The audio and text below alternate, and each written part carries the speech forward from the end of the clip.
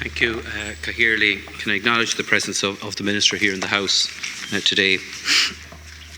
This proposed Commission of Inquiry is yet another investigation into a very dark era of abuse of children in Ireland. An investigation into destroyed lives, both mothers and their babies. And of course an investigation into lives cut short. Some of those, some have spent just a very short time on this earth.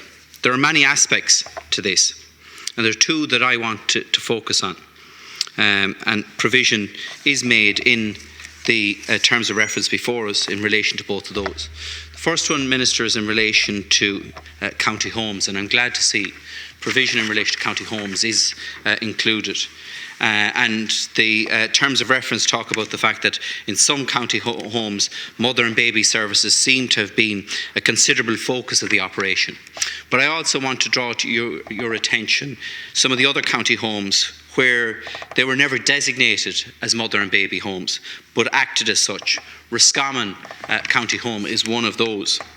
And just to give you an idea of the figures involved, on the 31st of March 1941, Roscommon County Home had 18 unmarried mothers, which would be proportionate on a population basis to the other much larger homes across the state.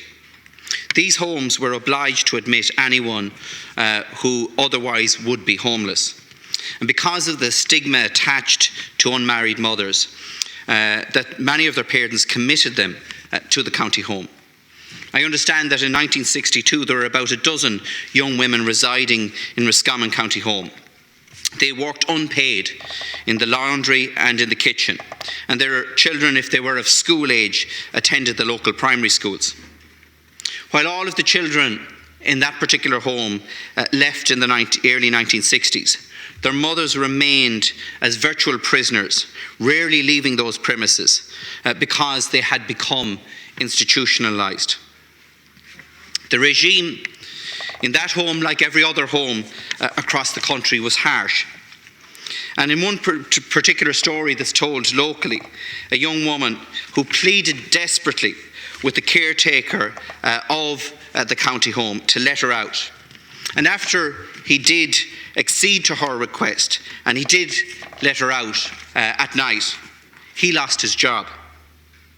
And I think it's important that we publicly acknowledge that these homes did act effectively as mother and baby homes.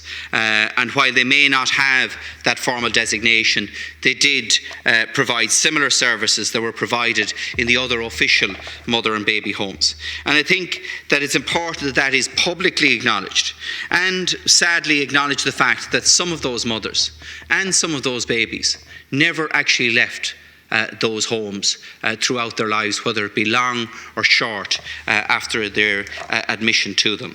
And I would like, Minister, that that is included in the consideration by this particular committee.